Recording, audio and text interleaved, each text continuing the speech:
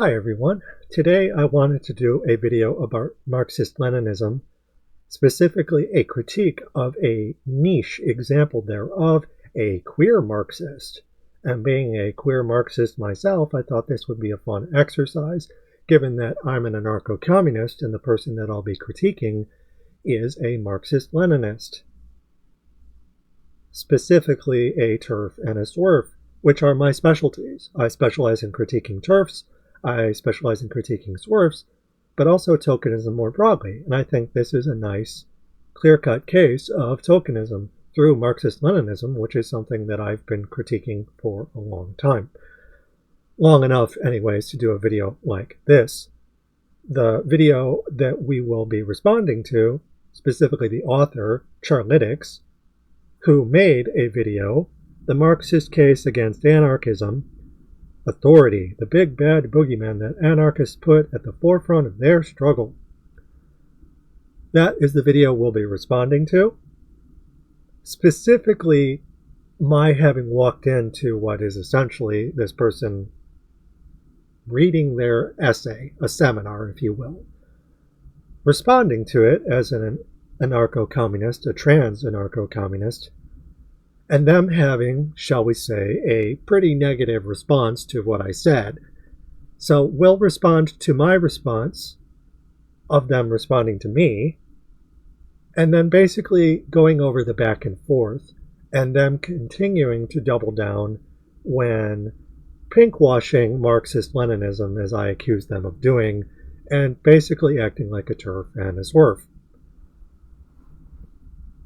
So, first and foremost, if you go to my community posts, I have one here, not even 24 hours old. Someone's allergic to criticism regarding the video in question, where I basically give a transcript of it. You can see that yourself if you go to the YouTube comments of their video, but I decided to make a copy of it here just because YouTube and the YouTube comments can be kind of funny. They can get deleted by the algorithm or by the author of a channel. So I like to make records of things just to be like, look, this is what was said according to me based on what I have access to data-wise. So I open up with this, they open up with that, and we're going to switch to a screen cap of it just so you can see what it looks like. Charlitics, the Marxist Case Against Anarchism. Authority, the big bad boogeyman that anarchists put at the forefront of their struggle. Welcome to a video essay that's been several years in the making. Again, I originally meant to annotate on Authority by Engels, yet it led me into a deep rabbit hole of deconstructing the anarchist worldview and had me sit through several Enver Hoxha audiobooks. 10 out of 10 would recommend. So I'm like, okay, this video got recommended to me by a smaller channel. It's only been out for less than a week at this point, and I thought to myself, all right, this seems like I'm almost the target audience here, right? Because you have a Marxist who's arguing against anarchism, go figure, and I, being a trans ANCOM academic and activist sex worker, decided to weigh in. I was like, oh, you're talking about me. Well, I want to say something about that. So I did, and this is what I said. Trans ANCOM academic and activist sex worker here. Marxist Leninism tends to be historically unkind to women and queer folk, all while doing imperialism through a dictatorship of the proletariat. So anarchism is preferable for us, i.e. the state is historically straight, white, and male, ergo Cartesian, heteronormative, and secular colonial. That goes for those in the West and in the East who borrowed much from the West, including a 16th century ecology, R.E. Patel, and more. So I basically walk up and say, hi, I am the recipient of your critique. Before I watch the video, I just want to lay my cards on the table. I'm giving you my stance, my opinion, along with some names and ideas to percolate on. And then my plan was to watch the video, but before I got around to watching it, they responded not a half an hour later. Queer Marxist here. I suggest you do away with the identity politics and listen to what revolutionary thought has to say on the subject. So first and foremost, before we read the rest of what they said, they say, do away with identity politics, preceded by them calling themselves a queer Marxist. So to be queer is to identify as queer. So it's a bit hypocritical and ironic for them to say, do away with the identity politics when they're doing it themselves. And then, furthermore, they tell me to listen to Revolutionary Thought, who deals in identity politics. So I'm getting like a mixed message here. They go on to say, they have very in-depth analysis of queer people in the USSR and so on. Newsflash, Marxism Leninism has a materialist approach and makes no prescriptions about gender identity, sex, or sexual orientation. We believe in the liberation of all oppressed peoples. Stop spewing nonsense. So here we have a bit of a revisionist approach to Marxist Leninism historically, insofar as it's not just materialist, and this was something that Revolutionary Thought themselves warned against, what they called mechanical realism, or the idea that it's just a material critique and there isn't a social element, including identity politics. So it's not just a materialist approach, but it's a socio-materialist approach from Marx onwards, the base and the superstructure. Matter shapes consciousness, and consciousness maintains matter. So it goes both ways. It's not just one. But this person is essentially saying it's just a materialist approach, but it's actually a dialectical material approach. From Marx and Engels on to Lenin and Stalin, though Lenin and Stalin would advocate for imperialism, which Marx didn't do, to my knowledge. Certainly not to nearly the same degree. Marxist Leninism was something that was effectively coined by Stalin after or around the time that Lenin died. He was Lenin's successor, and he advocated through imperialism, wouldn't you know it, through him as the cult of personality, the head of state. He was, if not the founder of the Soviet Union, certainly its de facto leader. And there were other people involved, of course, but Stalin was the head honcho. He was the dictator of the proletariat. So, keeping all of these things in mind, what I just said about this person and them responding to me pretty coldly, I might add.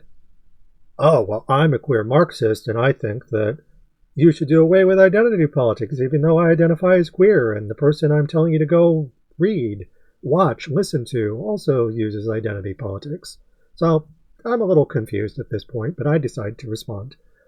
Newsflash, Marxism Leninism has a materialist approach and makes no prescriptions about gender, identity, sex, or sexual orientation, except for, the Soviets, whose founder, Stalin, coined Marxist Leninism and took part in making homosexuality illegal again, an error that would last 60 years only to happen again in the 2020s.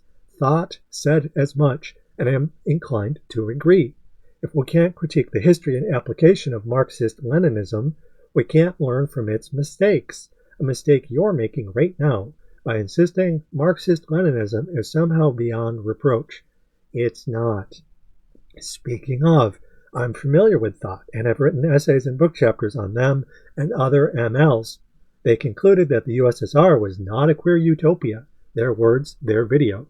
Chemical Mind, in their own book, wrote, quote, ultimately, though, I want to make it clear that the persecution of LGBT people was not just a failure, but one of the Soviet Union's greatest failures that remained largely unrectified by the time of the Soviet Union's fall. Unquote. Source, People from Another World, a reappraisal of the USSR. RE, my earlier statement backed up by historical fact, but also the very people you're telling me to read. Marxist Leninism tends to be historically unkind to women and queer folk. This is called consensus, with me agreeing with these persons, i.e. as an ANCOM. Such a thing is possible, my fellow queer friend. To that, ANCOMs can be dialectical material too, but we don't devalue identity politics like you do, i.e. something to do away with, R.E. Stalin. So please don't gatekeep or exclude me, nor call for my silencing. Rather, try to understand that Marxist Leninism is a historically exclusionary and homophobic sexist movement from Marx to Stalin to the present space and time. Go read my works if you don't believe me, but don't try and pinkwash the whole of Marxist Leninism in the process, if you please. So, I want you to keep in mind that me responding to them, I respond to what they say, and I give examples. E.g., go and listen to revolutionary thought, and I'm like, I have, and I agree with them. Here's how. And this person, in regards to that and the other things that I say, doesn't respond to anything that I say here. It's not a conversation. Instead, what they do is they go to my works, which are meant to be supplementary at this point, and they choose to discredit them. So at this point, it's no longer a good faith conversation. It's them looking for a way out, a way of discrediting and excluding me. Specifically, when I post the logs for this conversation in my community posts, I list my book series, an essay of mine on Marxist homophobia, and an essay on state vampirism tied to a larger compendium thereof. Point in fact, these are things that I would normally recommend to people that I make available all the time. A description of my channel, what I'm about, male to female trans woman, gothic, ancom, they, them, or she, her, polydemipan 39, anti-fashion multi-volume book author, and I give at the very top of my links section my book series, as well as various other compendiums, a link tree, investigative work, my essay on Marx, and an essay about paid labor, specifically unpaid labor struggling to get paid, and also find room in revolutionary conversations where they are historically excluded from by the universal revolutionary subject, as John the Duncan would call it, the white straight guy, first and foremost, re. Marx and Engels. So this is an ongoing problem, and it doesn't just affect queer people, it also affects sex workers, i.e. sex work is work, trans people are people, we deserve to be a part of the conversation, and not talked down to by a TERF, SWERF, queer Marxist.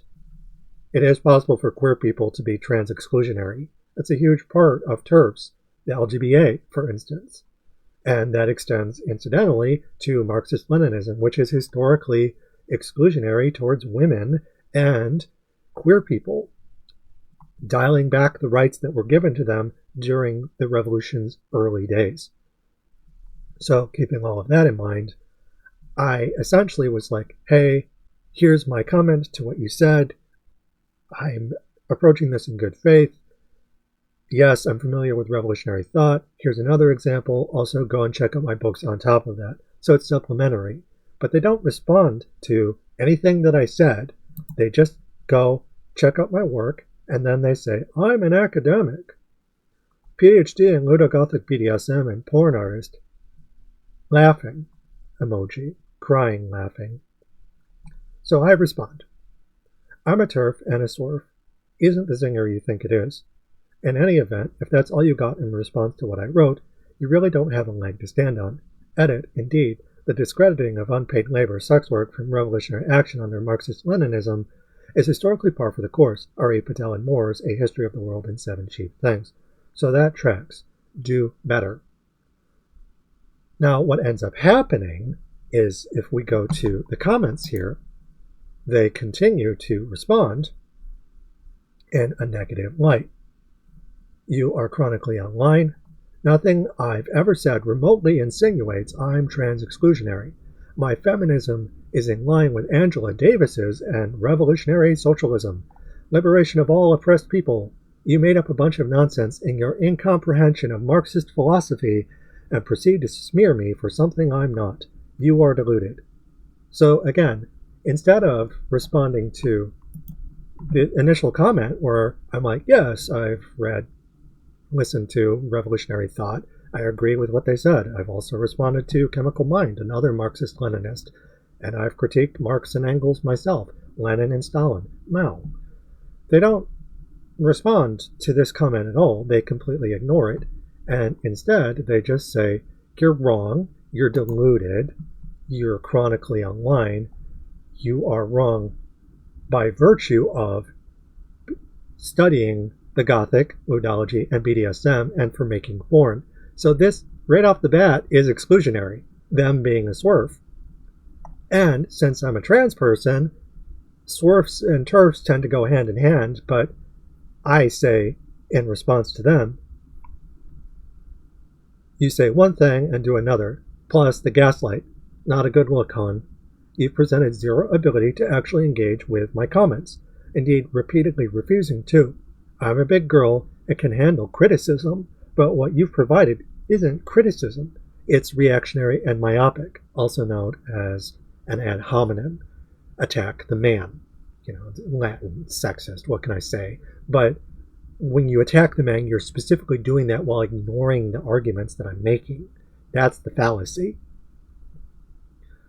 One that Charlitics is repeatedly making.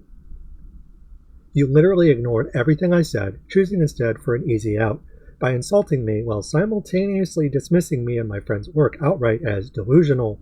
In doing so, you're devaluing what I study and invigilate alongside other sex workers who happen to be trans, non-white, indigenous, poor, disabled, and so on, i.e. regarding a polity of minority rights, synthesizing Marxist language with gender studies, ludology, BDSM, the Gothic, post-colonialism, etc., attacking us for simply being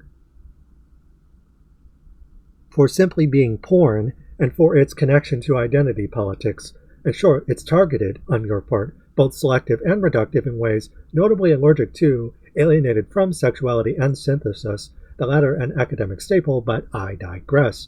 And given I'm a trans sex worker, academic, and said as much, this makes you a pointedly TERF and SWERF anti-intellectual ipso facto, i.e. by virtue of action. You don't have to have a t-shirt that says, I exclude trans people and sexuality tied to Marx's arguments. Your actions speak for you in that regard. Take a step back, actually read what I said, and you'll find that I don't disagree with everything Marxist Leninism argues, but I do ultimately disagree on aspects of it, i.e. Stalin's methodology, sexism, and homophobia, borrowed from Marx and Engels and carried into future forms of Marxist Leninism being equally exclusionary. E.g., yourself. This ain't my first rodeo, honey. Queer Marxists who read Angela Davis can still be exclusionary, and you, not being trans, can't just say to the trans woman, I'm not being transphobic, actually. Can you imagine a man telling a woman that he's not being sexist in the same condescending voice, or a white person telling a POC that same thing, force of will, sans evidence? I'm the one with receipts. You're just making flat denials while ignoring the evidence. To that, sex work is work, ergo revolutionary. Trans people are people. Do better. So they're the one who's basically cupping their hands over their ears and saying, oh, you're delusional, I'm the victim in this situation, I'm the socialist, you don't understand Marx. And they're doing this while, again, not only ignoring my initial comment, but ignoring my initial comment while beelining straight to my book series, which is supplemental, and then using that to act like a TERF and a SWERF, which is to say, act like a SWERF towards a trans person. And if you're acting like a SWERF towards a trans person, guess what? You're being a TERF. That's really all there is to it. But furthermore, I'd like next to go over the supplementary stuff that I recommended. And I recommended it in good faith because I thought to myself, okay, here are some examples. I'm going to show you my book series. I'm going to give you an essay on Marxist homophobia. And then I'm going to give some examples of my critiques of Marxist Leninism. And I didn't expect them to read the entire documents. I expected them to respond to what I said initially, and then if they needed to, use the other things that I provided to supplement their understanding of what I was saying about Marx and company. But instead of doing that, they just used it as a means of blanket dismissal versus me, which again is a TERF tactic. And they're a queer person doing it, a queer Marxist. So it's effectively tokenism. So not all TERFs are straight. So now that we've established that this person wasn't actually interested in responding to what I said to their initial comment, which was that, yeah, I'm familiar with revolutionary thought, and I've critiqued Marxist-Leninists, who I don't fully disagree with. I just think that Marxist-Leninism historically is harmful towards women and queer people. i.e. exclusionary through imperialism, is enacted through a dictatorship of the proletariat. So these are all things that happen just in the initial dust-up. And instead of responding to that comment, they just go straight to the supplementary material and then use that to laugh me out of court, to say, PhD in Ludogothic BDSM and porn artist, RE, laughing, crying emoji. And the examples that I gave here, which incidentally are the same ones at the top of this page, my book series, my essay on Marx, and then I also have some additional material on critiquing Marxist Leninism. So let's go over that now. I just want to go over the abstracts, because the abstracts are all I expected them to read. My book, Gothic Communism Series Promo. This is a copy of my website's one-page promo, i.e. for my 2023 book series, Sex Positivity versus Sex Coercion, or Gothic Communism. It's essentially a copy and paste of the original and contains the same basic information, but keeps things safe for work. It's not a commercial porn site in regards to my website. It's meant for education and critique, namely about sex worker rights pushing for universal liberation through Gothic poetics. Treat it accordingly. But that's not what this person, Charlitics, does. They just use this as an excuse to dismiss everything out of hand, RE as a TERF and a SWERF would. It's also worth noting that while this book is written and illustrated by me, Persephone Vanderwaard, it's made in collaboration with fellow sex workers and artists, and it is edited and co-written by Bay Ryan, my partner, who is non-white, Irish Mali, disabled, trans, and Atherian. So they have a lot of different things that they contribute towards the project. They're indigenous, they're queer, and they're an anarcho-communist. Why do you think they work with me? And keeping all of that in mind, this person, Charlitics, isn't just dismissing me then. They're dismissing Bay Ryan, and they're dismissing the other people that I work with as well, by being a SWERF, punching down not just at trans people, but at the usual victims of Marxist Leninism. In short, they are enacting an imperialist mode to the discourse on Marx and saying, oh, well, you're deluded, you're chronically online, you don't understand Marx. So just something to keep in mind, their reactionary behavior is exactly the kind of thing that I write about while trying to push for universal solidarity and inclusion. I'm not trying to exclude this person. I'm trying to comment on the dust-up we had as being reactionary on their part vis-a-vis Marxist Leninism as something they didn't want me to critique. And they're using my work more broadly to exclude that rather than respond to my attempt to have a conversation with them in good faith.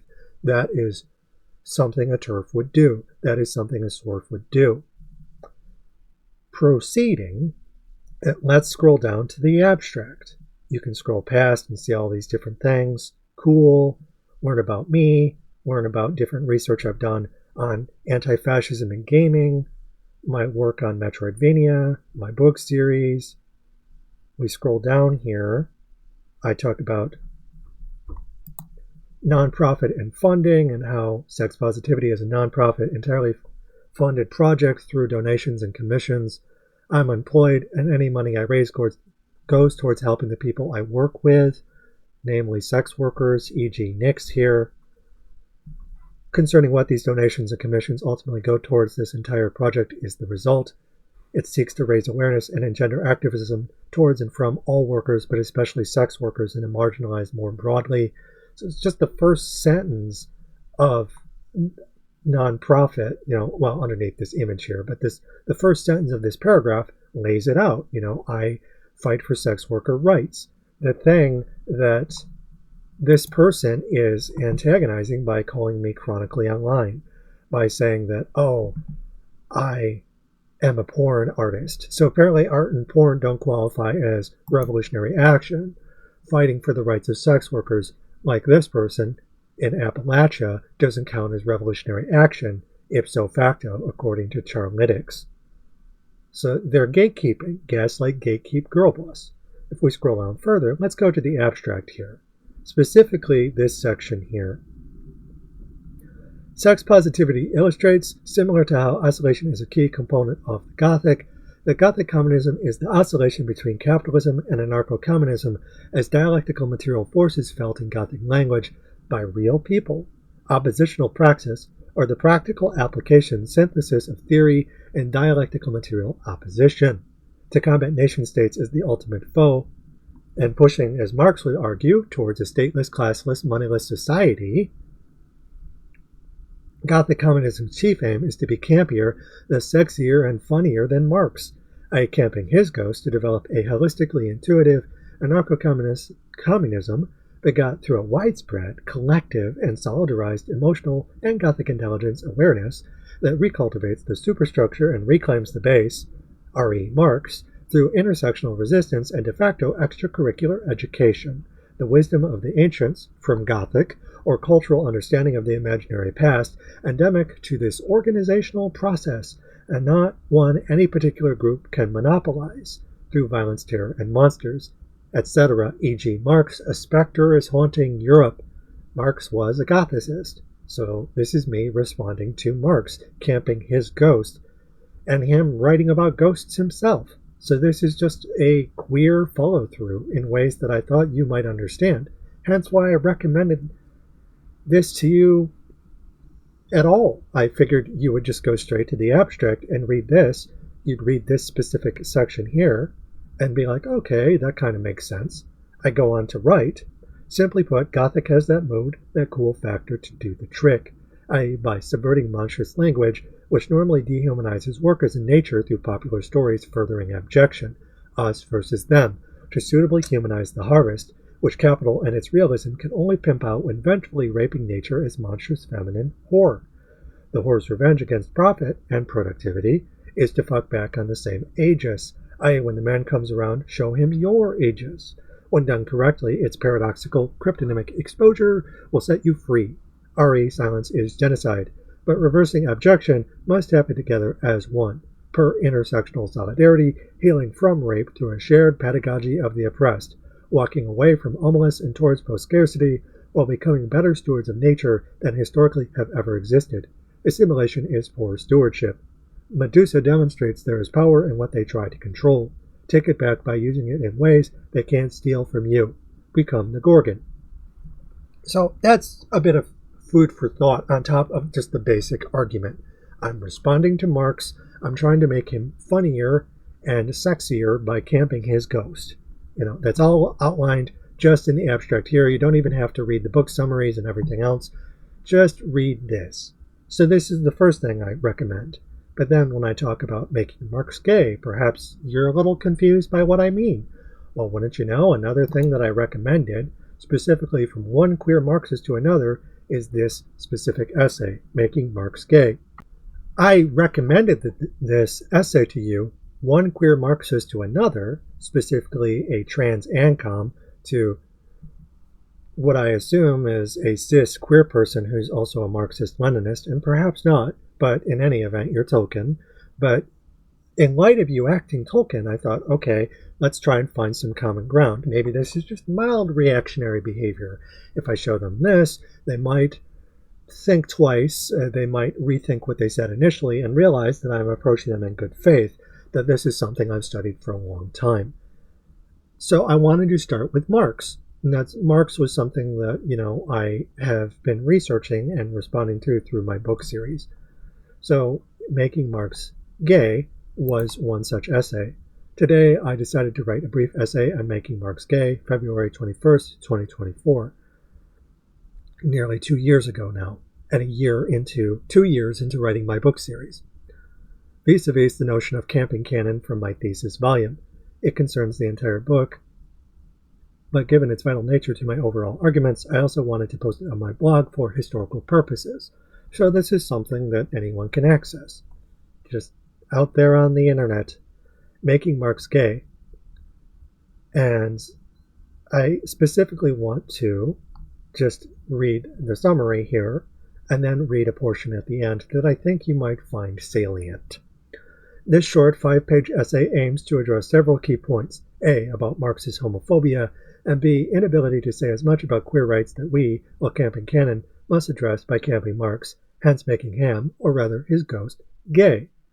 I wrote it after thinking on Marx's underlying bigotries and other shortcomings in Volume 1. While I had focused on his lack of a conscious Gothic critique and active anti-Semitism, I also wanted to address his homophobia, insofar as to camp something is to make it gay using Gothic poetics, insofar as I define it, re Ludo-Gothic BDSM.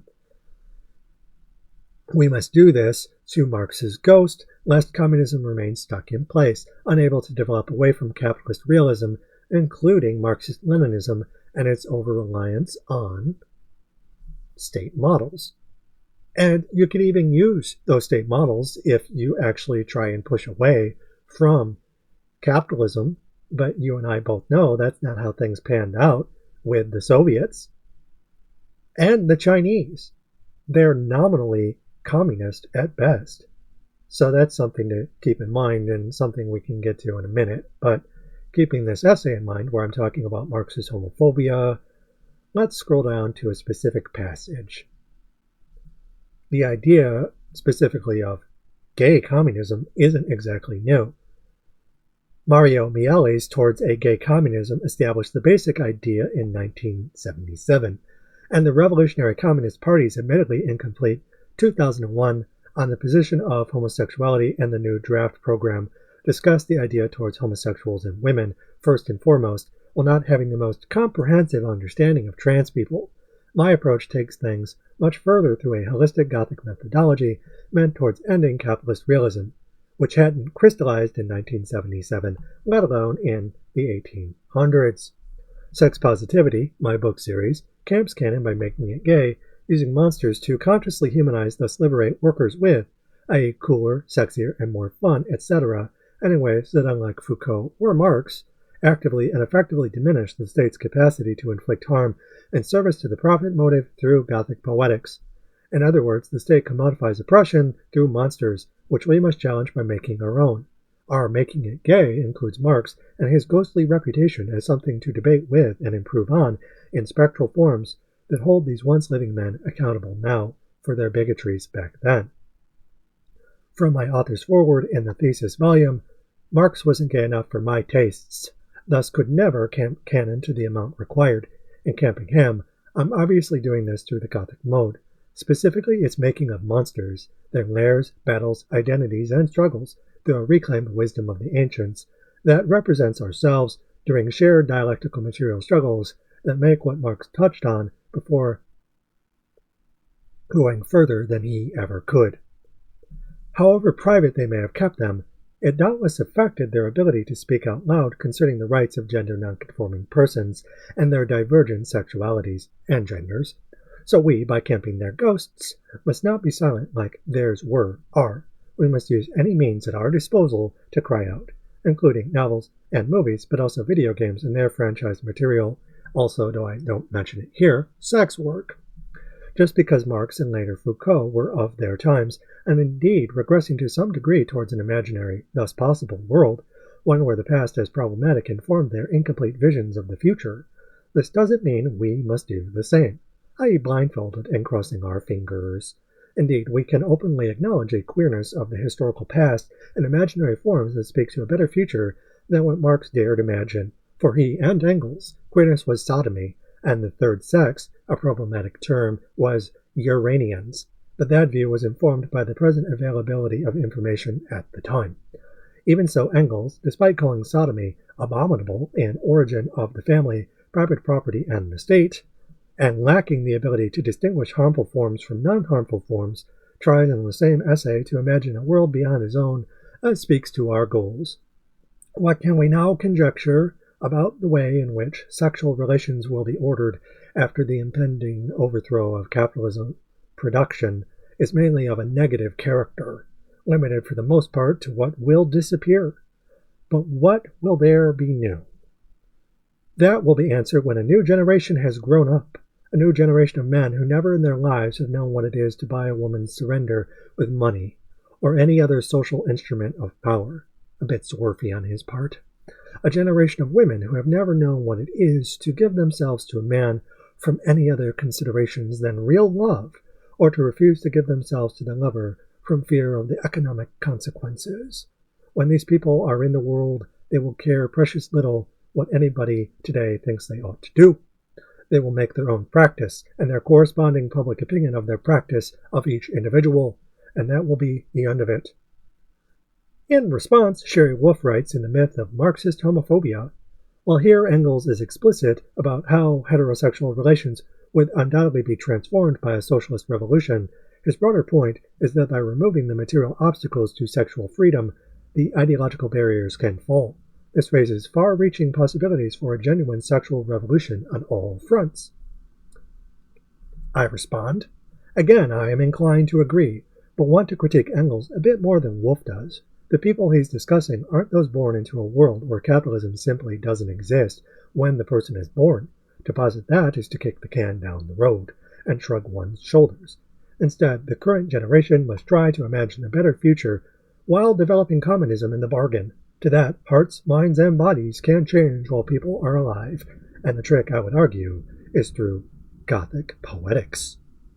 I was in the closet once, and have needed to work hard and while alive to become a better, more authentic person. It's certainly far too late to rescue Marx and Engels, the historical figures, from the embarrassing grave they admittedly dug for themselves, but we can transform their specters as living entities inside society and ourselves.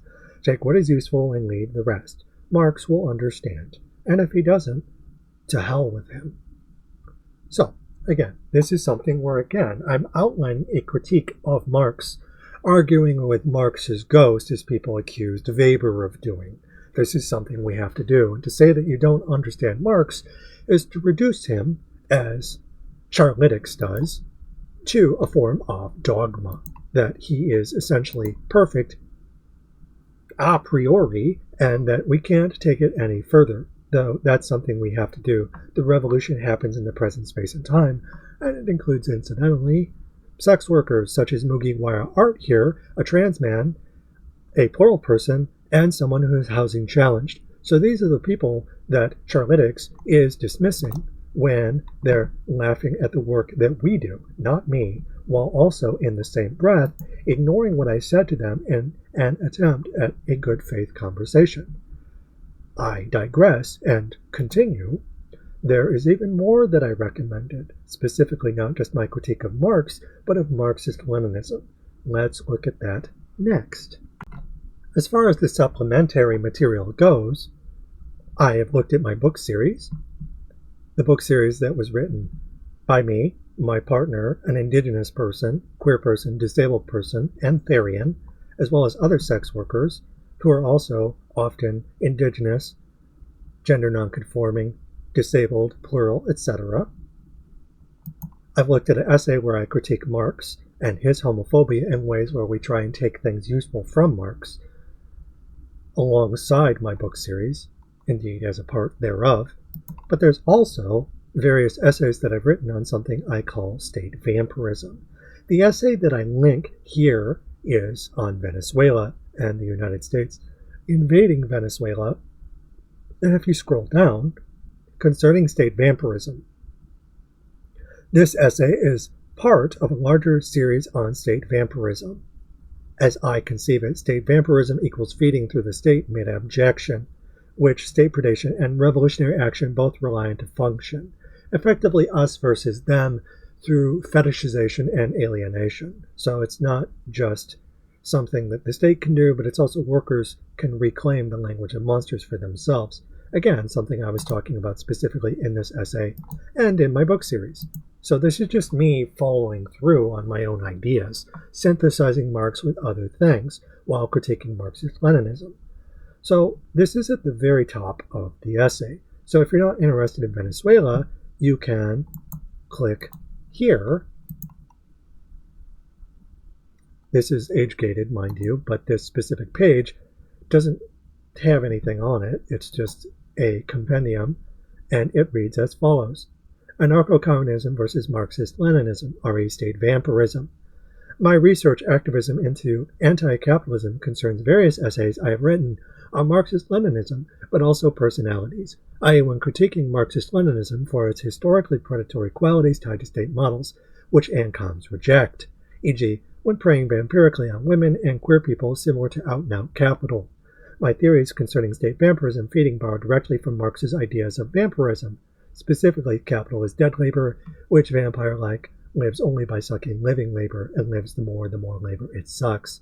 Source, Limits of the Working Day, 1867. Capital. Using them to critique the likes of Lenin, Stalin, and Mao, but also the man himself, a noted anarcho-communist, for leading to such persons and imperialism through the state, i.e. by camping him and his followers in ways Marxist-Leninist apologia dogmatizes, re making Marx gay. For the sake of organization and time, I have divided these critiques into essays, i.e. in conjunction with my sex positivity book series, after it concluded on June 2025. This subpage only contains essays. Click here to access all of said series' promotional content. Likewise, these essays only concern state vampirism. I've written smaller essays on vampirism as a whole poetically in my Undead module, and my entire submodule on vampires eat me alive. Note, as I conceive it, state vampirism equals feeding through the state mid-abjection, be it openly capitalist or Marxist-Leninist. These are largely questions of aesthetic whose Promethean self-destructive function extends to other configurations of omolus, e.g. Zionism.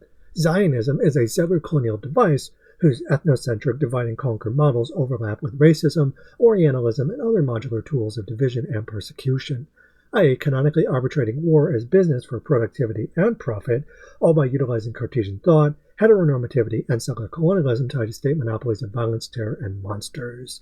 R.E. Vapor, Esprit, and Me. See the state, its key tools from paratextual Gothic documents.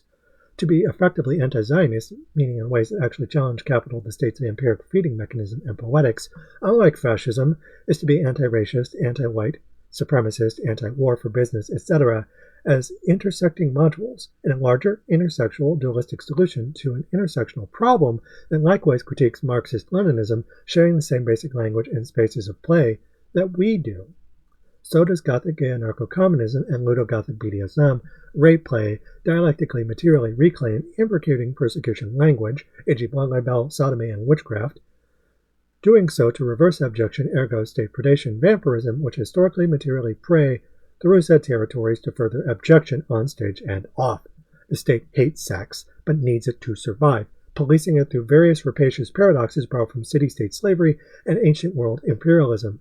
Furthermore, there's overlap between my anti-Zionist work and my work critiquing Marxist-Leninism alongside capital, so consider reading both. And I go on to explain what abjection is, just in case anyone's not familiar with Kristeva, which state predation and revolutionary action both rely on to function, i.e. on the aegis, as something to further or reverse mid-vampirism through paid-unpaid labor, re me vis-a-vis Julia Kristeva. To that abjection, us versus them, alienation, and fetishization is one of four main Gothic theories my book series utilizes, the other three being hauntology, retrofuture, cryptonomy, show-hide, and chronotopes, time-space, alongside smaller theories, e.g. Gerald Hogel's Ghost of the Counterfeit and Barbara Creed's Monstrous Feminine, Gorgons and Amazonomachia, as I study it. As a queer sex worker and academic, I dialectically materially prioritize abjection and vampirism through unpaid labor, chiefly sex work, exploited by Cartesian dualism, and its harmful maximalist binaries under capitalist realism, but mention the other theories too. P.S. My work is influenced by a variety of thinkers, chief among them, as far as the territorial Cartesian nature of capital preying on nature as Monstrous Feminine goes, is Patel and Moore's pivotal work, A History of the World in 7 Cheap Things. I strongly recommend you read it, at least the portions I cite. And if you want the definitions for abjection, hauntology, cryptonomy, and chronotopes, specifically the longer definitions, not just a 2-word summary, access 4 main Gothic theories and paratextual Gothic documents. So there, just this abstract, the opening paragraph, a note on overlapping areas of research, various theories they can check out. It's literally a page. And then, if you're hungry for more, you can check out essays where I critique psychoanalysts like Freud, where I critique Marxist-Leninists like Stalin, and how I have problems with both of these men, despite the fact that they're often broken clocks. I, for instance, agree with Freud's idea of Unheimlich, or at least the ability to take it and synthesize it with my own ideas and work, tied to other people's labor as well as an ongoing labor exchange that I negotiated with those persons. So we as a group are effectively arguing with Marx's ghost, but also Freud's, Stalin's, Lenin's, Mao's, etc. There are things about Mao that I agree with. Guerrilla warfare is a tremendously useful device, one that we can take and apply ourselves, specifically through Asprey, War in the Shadows, and different ideological forms of warfare that are coded in ways that appear as just pornography, as Charlitics describes it. Oh, you're just a porn artist. Well, mission accomplished. The enemy couldn't recognize what I was doing. Okay. And the sad reality here is that, we could be allies, but they're too busy sucking Marx's dick dogmatically that they can't take the time not only to read what I wrote initially in response to them conversationally in good faith, but also all these other things in regards to Gothic communism versus psychoanalysis and Marxist Leninism, but also Marxist Leninism vis-a-vis vampires, raising awareness in regards to Bad Empanada, for instance, and his fascist behaviors, and also token people in a larger online community, a person of color, a token trans person. So I don't just critique Marx, I also critique people that I agree with a large part of the time, but not always. I also critique state vampirism abroad, re Venezuela, and I also critique it and the imperial boomerang and fighting back against ICE and fascism at home while keeping our arguments about state vampirism in mind. So this is like an ongoing body of work, and this is all supplementary. But this person took one look at my book series and said, I'm an academic, PhD in Ludogothic BDSM and porn artist, as if people can't study sexuality academically, that they can't. Ludology, the Gothic, and BDSM are all subjects that are studied academically, but this jackass, by being a TERF, SWERF, and anti-intellectual, as I pointed out, said, oh, I'm an academic, as if it's not possible for someone to have done this kind of work.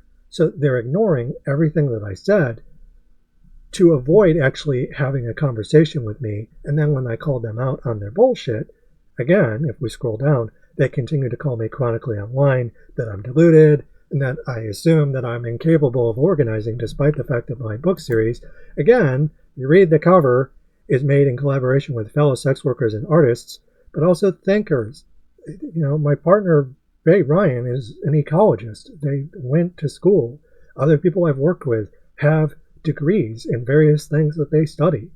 So and even if they weren't academics, that's not the point, because it is a merger with academia and activism outside of academia.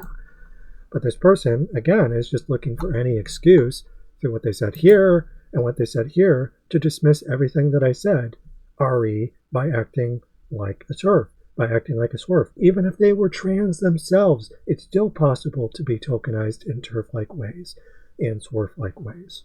So that's everything that I recommended in a supplementary way. My book series, my essay on Marxist homophobia, and my various research on state vampirism and Marxist Leninism. The things that they looked at and immediately decided that I'm chronically online, despite the fact that this is very obviously academic research synthesized with activism tied to sex work, is the area that I'm prioritizing while taking things that I enjoy from Marx, Stalin, Lenin, Mao, etc., and using that to try and push for intersectional solidarity. This person was completely unable to conceptualize that and just continued with short one-word responses and toxic, slightly longer responses that basically boil down to the same vituperative inability to do anything but clap their hands over their ears and say, I'm not listening, I'm the victim in this situation, you don't understand Marx. Oh, excuse me. Okay, well, according to my interpretation of Marx and other people's interpretations of Marx, I think your research is lacking, and I'm actually trying to offer you a different point of view and be like, look, here's my point of view, my friend's point of view. As an anarcho-communist, I think you should perhaps broaden your horizons, and your immediate response is to narrow them, which is what I meant when I said myopic. So to wrap things up here, I don't know this person. Charlitics, socialism, urbanism, social analysis, like, okay, that's who they are. They are specifically Quebecois, Marxist Leninist, and geographer. This channel uses long-form video essays and short, concise videos to share my knowledge and research. Okay, cool, neat, very interesting. And they have plenty of essays that sound like they could very easily be something that I might look at and find interesting. Specifically outdated on technocracy, authority over democracy, and they have an image of an illustration of from Leviathan by Hobbes, and apologizing for authority over democracy, which I think is really weird, right? Like, okay, so they have this image, authority over democracy, right? And then they have a similar essay here that talks about authority against anarchism. So they have Hobbes, an image of that, and the universal class subject vis-a-vis John the Duncan, where John the Duncan specifically references Hobbes as a nightmare summarity or an appeal to authority by that specific thinker, as something that we should not push towards. And furthermore, that they are someone that through the revolutionary class subject generally excludes unpaid labor. Okay, and if you don't believe me, let's go to my essays here real quick, or my essays, video responses, what have you. I even have a response to John the Duncan. A Gothic researcher, author, sex worker, activist response to Woke is Dead, where they talk about that exact problem, right? Woke is dead. The fact that the universal class subject, the tendency of the white straight male to exclude unpaid labor from revolutionary action. So they're talking about the same shit you are, and you seem to have an essay where you're condemning, just at the cover, don't want to judge a book by its cover, but, on technocracy, and having Hobbes on the cover who is apologizing for monarchies in the state, and then you seem to do a 180 and say, oh, actually authority, maybe that's a good thing. So, I don't know, a little bit of authority through the state, if not through Hobbes. But you're doing what John the Duncan in Woke is Dead was talking about, in which I even had to tell John the Duncan, like, look, don't forget sex workers. You want to know what John the Duncan did when I recommended that? They're like, okay. And they shared what I wrote. They didn't have a hissy fit and throw a pity party and say, you're delusional, you're crazy. They're just like, okay. They didn't have thin skin. They did what academics are supposed to do. And they were able to be like, okay, sure, yeah, absolutely. Where your dumbass was basically like, actually, I'm a queer Marxist, you don't understand Marx, and you just make porn. Completely overlooking what I was saying to you conversationally and in the supplementary material, not even bothering to read the abstract and respond to it. You're just throwing stones in glass houses, basically. Pot, meat, kettle. And the thing is, you talked about landlords are parasitic middlemen. Defunding the police. What makes capitalism so bad? Capitalist realism. These are all things that I talk about, so it's like, why pick a fight with me? I wasn't even trying to pick a fight with you, but then the moment you basically start gaslighting me and talking about me, my work, the work of my friends, and my attempt to engage with the universal class subjects alongside you as a fellow queer person, I thought you would understand and be like, look, but no, you're going to double down and basically advocate for the very group of people who would punch down against you historically. The Soviet Union made homosexual men, for instance, illegal. And furthermore, after Mao, you had hooliganism with the Chinese, and various other imitations of Western power and Western ideas tend to not favor the rights of queer people to a matter of degree on a spectrum. So there's all these different things that we could have conversations about. We could have had a conversation back and forth in your comments section where it could have been productive. But all you did was double down and discredit me in a TERF and SWERF-like way. And despite the fact that I'm trying to have a conversation with you, and I'm trying to say, look, I agree with the people you recommended, but I ultimately have issues with the state and its arguments for authority. And you couldn't handle that. And your response was just to melt down and attack me in different ways, saying, spewing nonsense, saying, furthermore, that I was just someone who was making porn and synthesizing different ideas that apparently don't go together, and that I'm delusional, and that I am permanently online. And then furthermore, this is a situation where you're attacking me and your friends are attacking me, and you're not actually trying to engage with me in good faith, despite the fact that this entire time I feel like I've been pretty charitable to you. And instead of trying to understand my point of view, while critiquing Marxist Leninism fairly, I would think, I'm giving all these examples. This is what I agree with Marxist Leninism. This is what I don't. I said as much. Instead of you just taking that and having a conversation with me, you gatekeep me, push me out, accuse me of being crazy, of being just not worthy of your time or consideration in so many words. And then furthermore, having your fans come after me as well. And being like, well, what do you mean? And I'm like, okay, if a black person says to a white person, for instance, you're being racist, and then the white person says, actually, I'm not being racist, or a woman says to a man, you're being sexist, and the man says, actually, I'm not being sexist, I'm a feminist too. In your case, this is a queer Marxist saying to me, a trans ancom who studies Marxism and applies Marx's ideas to my own work, you're like, actually, I'm not being transphobic. I'm not being a TERF. I'm not being a SWERF. Even though it's literally there in your language. You can't be an academic because you write about BDSM and porn. That's literally being a SWERF.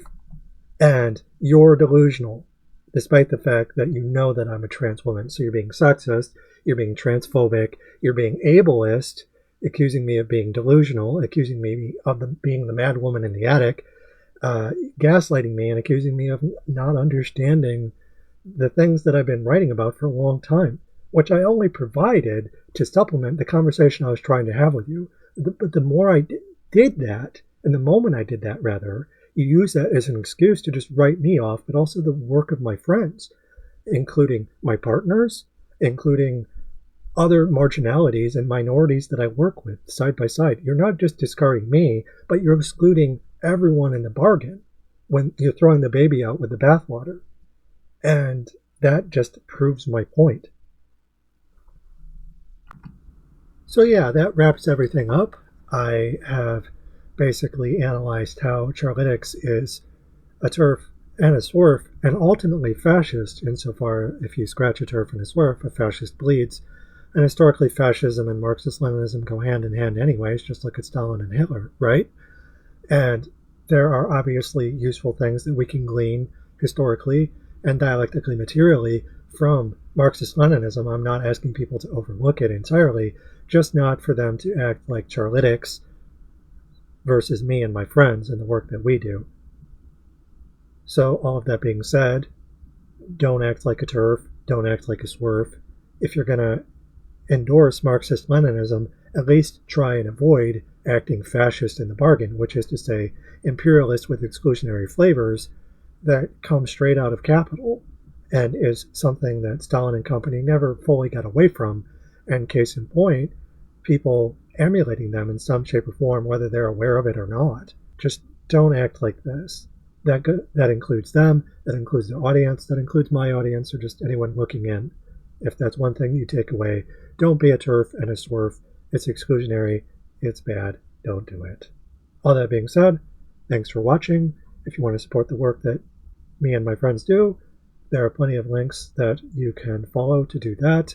You have plenty of examples of things to read and check out from myself and others. Various things are in the description. In any event, thank you for watching, and until next time, take care.